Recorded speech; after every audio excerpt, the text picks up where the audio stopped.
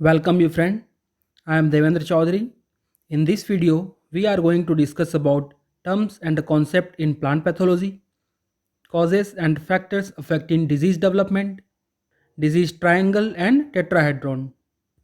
This is for the course Fundamentals of Plant Pathology. So, let's get started.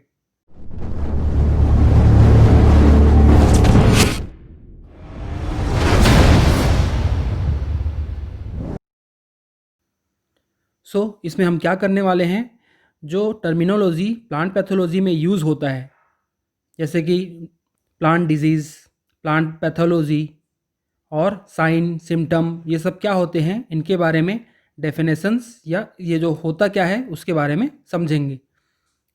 Start करते हैं plant disease से।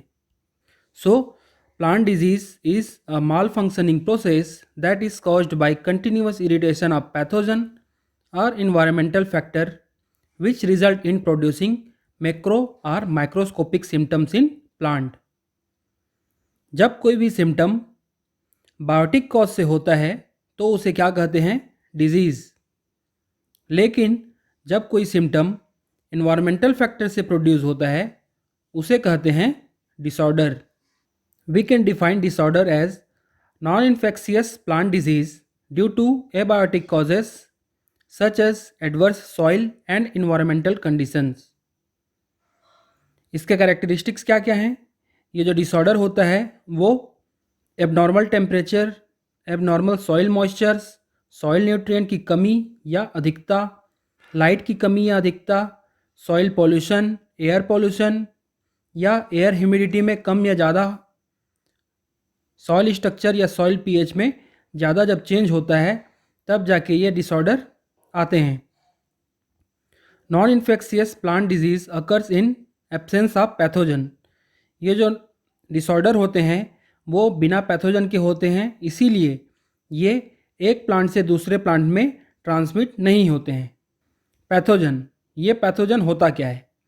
Any entity, usually a micro organism that can incite a disease.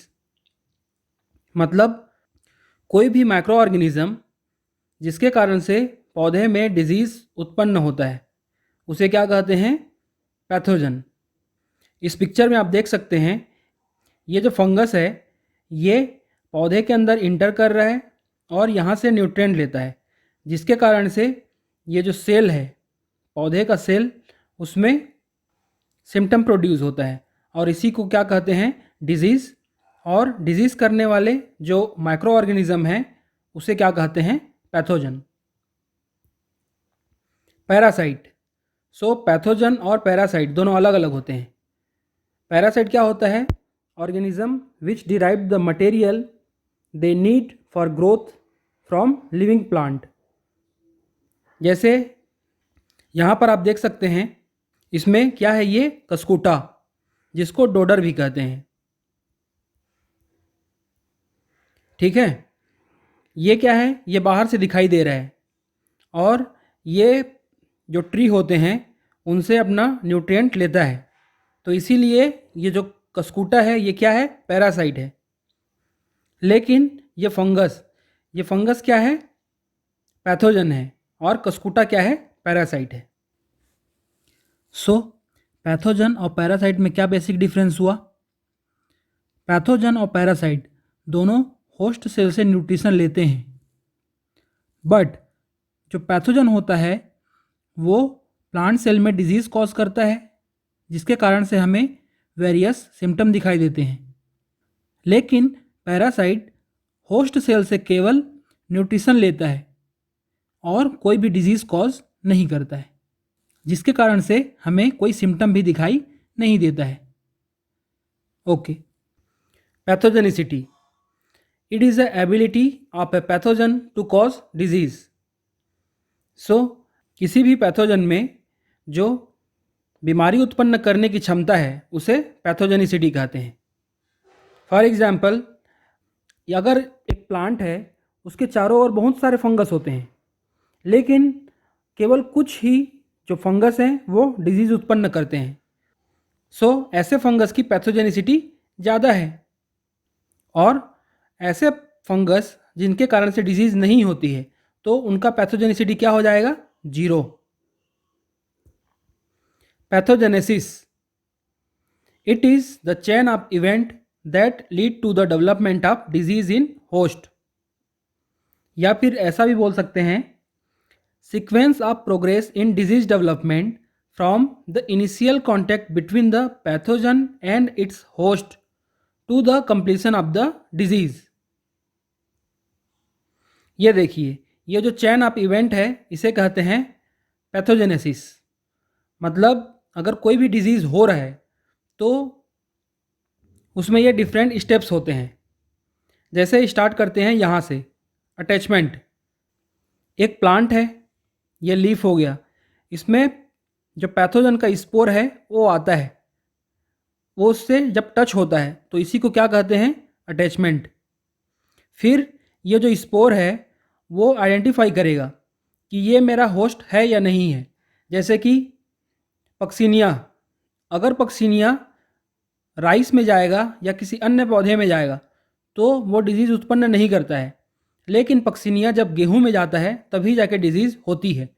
तो ये जो pathogen है host को recognise करता है। फिर है जर्मिनेशन।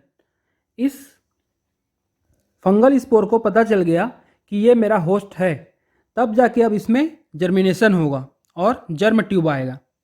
फिर पेनेट्रेशन, ये जो प्लांट का सरफेस है वो टफ होता है, हार्ड होता है, तो इसको ये पेनेट्रेट करता है। इस प्रोसेस को क्या कहते हैं? पेनेट्रेशन। फिर इन्फेक्शन, फिर ये जो पैथोजन है वो होस्ट से अपना न्यूट्रिएंट लेना स्टार्ट करता है, उसको क्या कहते हैं? इन्फेक्शन। फिर इन प्लांटा ग्रोथ, मतलब कि ये जो फंगस है वो प्लांट के अंदर में ग्रो करता है, मल्टीप्लाई करता है। अब जो होस्ट है वो सिम्टम प्रोड्यूस करता है, लीजन डेवलपमेंट। फिर स्पोरुलेशन, मतलब ये जो फंगस है जो प्लांट के अंदर गया हुआ है वो स्पोर्स बनाएगा, तो इसी को क्या कहते हैं? स्पोरुलेशन। फिर डिस्पर्सल, जैसे ये प्लांट सरफेस है, पौधे के अंदर ये जो फंगस है मल्टीप्लाई हुआ और स्पोर बनाया। अब ये स्पोर हवा के द्वारा या वाटर के द्वारा एक पौधे से दूसरे पौधे में, एक जगह से दूसरी जगह मूव करते हैं, तो उसी को क्या कहते हैं? डिस्पर्सल।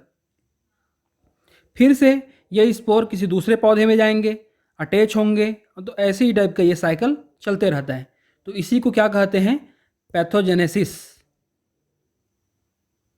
अब आते हैं साइन। साइन को देखने से पहले हम पहले देख लेते हैं सिम्टम्स। ये सिम्टम क्या होता है? द एक्सटर्नल और इंटरनल रिएक्शंस और alteration of plant as result of disease. जब पौधे में कोई फंगस, बैक्टीरिया या वायरस आता है तो उसके कारण से जो चेंजेस होती हैं, जो बाहर से हमें दिखाई देता है, उसे क्या कहते हैं? सिम्टम। तो यहाँ आप देख सकते हैं ये लीफ स्पॉट है, इसके लीफ में स्पॉट्स है। इसका मतलब है कि जो पैथोजन है यहाँ पर है और पौधे से अपना न्यूट्रिएंट ले रहा है। दूसरा टर्मिनोलॉजी है syndrome. The set of varying symptoms characterising a disease are collectively called as syndrome. So जब कोई पौधा एक से ज़्यादा सिम्टम प्रोड्यूस करता है तो उसे क्या कहते हैं? सिंड्रोम। जैसे कि आप इस पिक्चर में देख सकते हैं, यहाँ पर येलोइंग भी हो रहा है, यहाँ पर नेक्रोसिस भी हो रहा है, और अगर हम पूरा प्लांट को देखें तो कहीं पर विल्टिंग हो रहा होगा, रॉटिंग हो रहा होगा, तो वो क्या है? सिंड्रोम। अब देखते हैं sign. The pathogen are its part or product seen on host plant. मतलब होल पैथोजन या फिर पैथोजन का पार्ट जो कि हमें प्लांट के सरफेस में या होस्ट के सरफेस में दिखाई देता है, उसे कहते हैं साइन। जैसे कि ये देखिए, इस लीफ में ये पाउडर पाउडर दिखाई दे रहा है, तो ये क्या है? Powdery mildew. ये क्या होते हैं? फंगस के माइसीलियम और स्पोर्स होते हैं, तो ये हमें सरफेस के ऊपर दिखाई देते हैं। ये सिम्टम नहीं है, ये साइन है। वैसे ही और क्या होता है? एक डाउनी मिल्ड्यू। उसमें क्या होता है? पत्ते के नीचे साइड में जो स्पोरेंजियोफोर हैं वो प्रोड्यूस होते हैं और जो कि कॉटन के ग्रोथ जैसा दिखाई देता है, उसे कहते हैं डाउनी मिल्ड्यू। सो पाउडरी मिल्ड्यू और डाउनी मिल्ड्यू क्या हो गए? साइन। सिम्टम के एग्जाम्पल क्या हो गए? Wilting, lip spot, lip blight, ये सब हो गए। और जब ऐसी बहुत सारे सिम्टम्स आएंगे एक ही प्लांट में एक ही डिजीज के कारण, तो उसे कहते हैं सिंड्रोम। आगे बढ़ते हैं।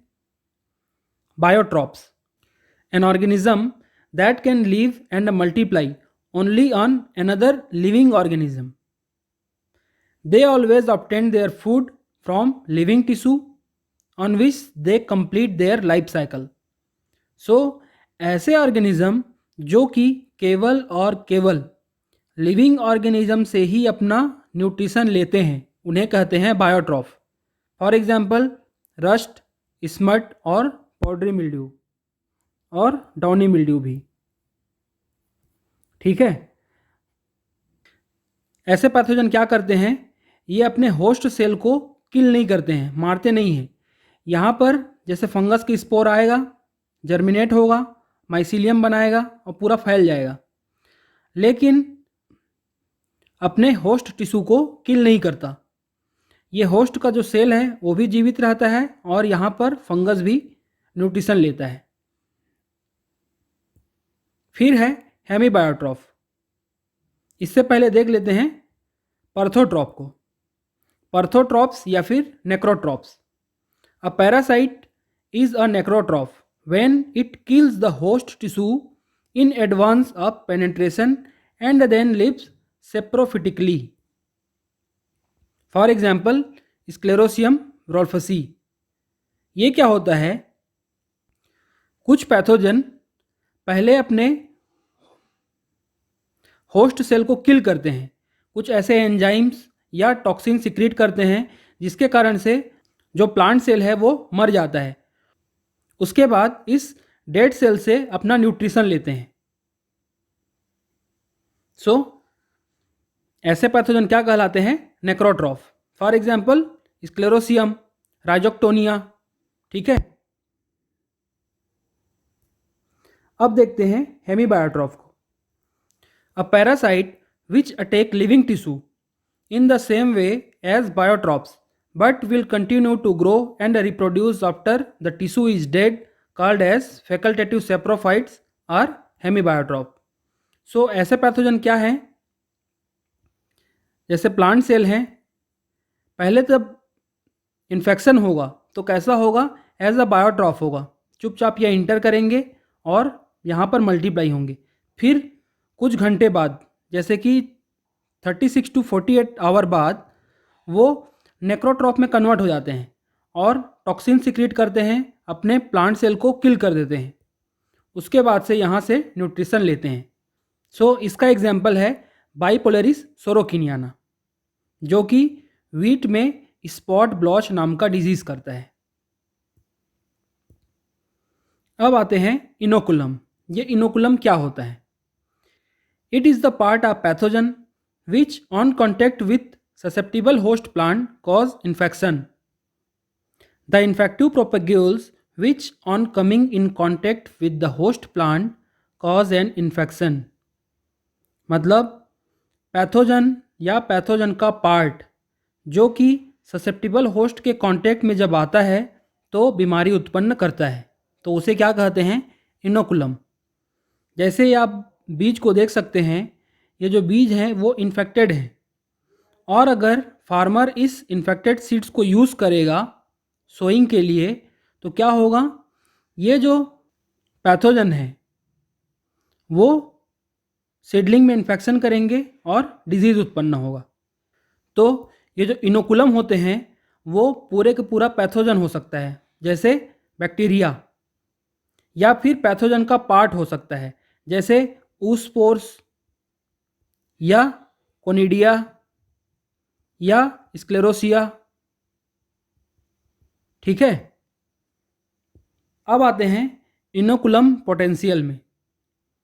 पोटेंशियल मतलब ability, the energy of growth of a parasite available for infection of a host at the surface of host organ to be infected, या फिर the resultant of the action of environment, the vigour of pathogen to establish an infection, the susceptibility of host and the amount of inoculum present.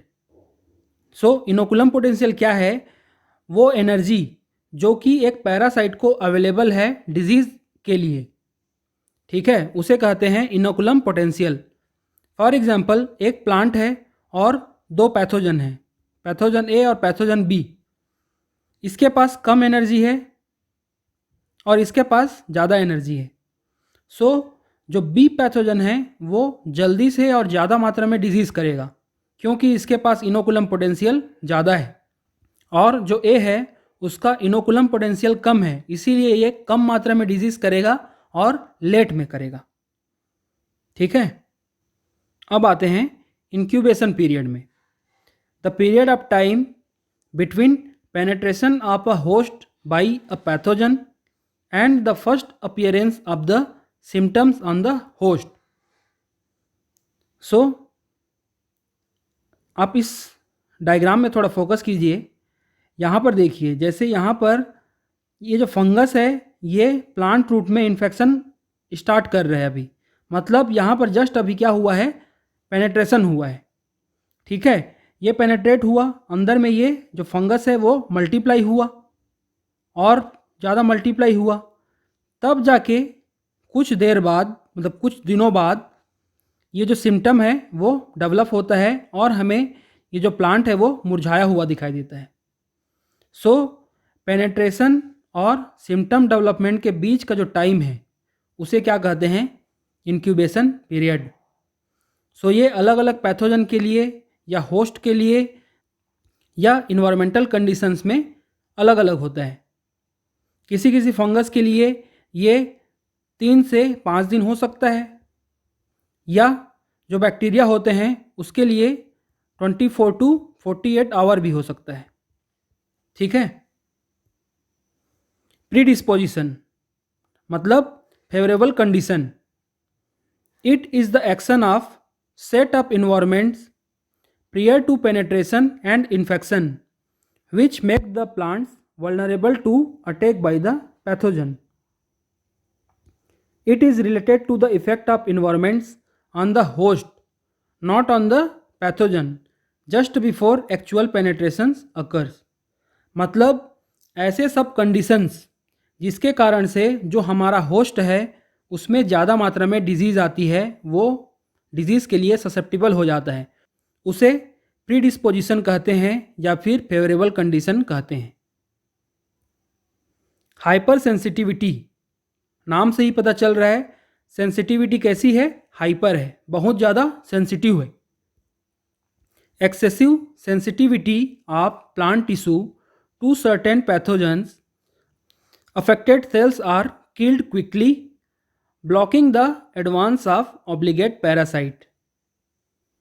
सो यहाँ पर ध्यान देने वाली बात क्या है कि इन्फेक्शन होने से पहले जो प्लांट के टिश्यू हैं वो एक्सेसिव सेंसिटिव हो जाते हैं और मर जाते हैं, जिसके कारण से ये जो पैथोजन है जो इंटर कर रहा है, जो डिजीज़ करना चाहता है, वो वहाँ पर रुक जाता है।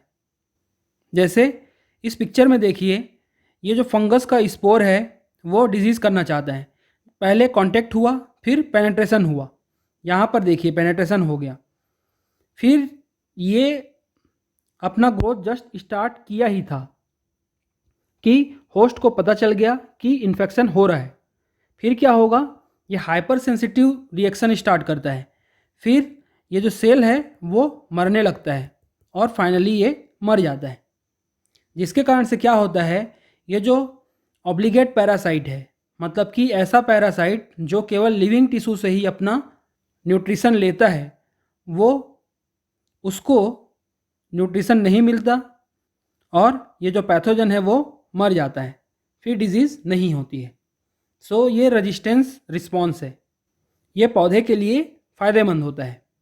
Infection, the establishment of parasitic relationship between two organism following entry और पेनिट्रेशन। जब कोई पैथोजन होस्ट से अपना न्यूट्रिशन लेना स्टार्ट करता है तो उसे इन्फेक्शन कहते हैं। अब आते हैं सिस्टमिक इन्फेक्शन में। टू टाइप का इन्फेक्शन होता है, सिस्टमिक इन्फेक्शन और लोकलाइज्ड इन्फेक्शन। ये जो लीप स्पॉट है ये एक लोकलाइज्ड इन्फेक्शन है।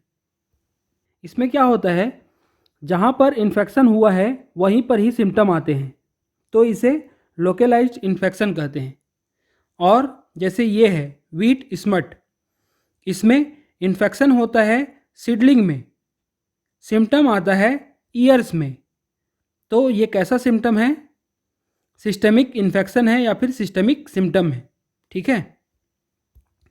The growth of pathogen from the point of entry to varying extent without showing adverse effect on tissue through which it passes. मतलब जैसे ये व्हीट है, यहाँ पे ईयर है, तो इन्फेक्शन हुआ है यहाँ सीडलिंग में। उसके बाद ये जो फंगस है ये ग्रो किया इसके स्टेम में और आते आते यहाँ ईयर में आ गया और ईयर में फिर इन्फेक्शन किया।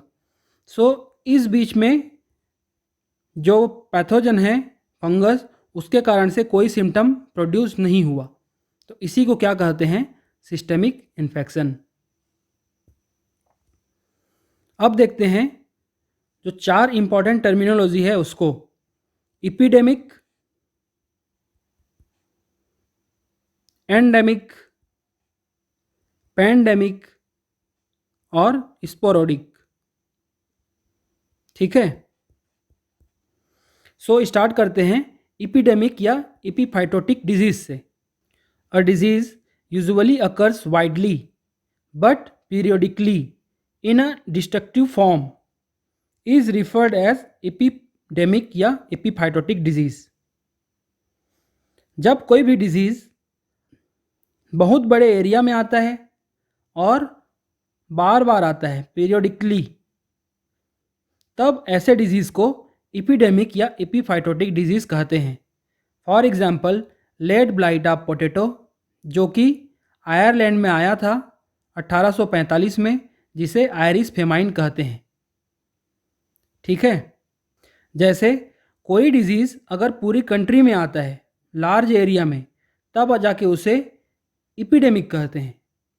और अगर कोई डिजीज़ बहुत सारे कंट्री में आता है, जैसे कि आसपास जैसे ये चाइना, इधर पाकिस्तान, अफ़गानिस्तान सब में आएगा, तो उसे क्या कहते हैं, पैंडेमिक। इसका जो सबसे अच्छा एग्जाम्पल है वो है कोरोना वायरस। जो कोविड-19 के कारण जो डिजीज़ होती है कोरोना, वो एक पैंडेमिक है। वैसे ही प्लांट में भी होता है। और अगर कोई डिजीज़ किसी एक एरिया में रिस्ट्रिक्टेड रहता है, जैसे कि किसी स्टेट में, तब उसे एंडेमिक कहते हैं।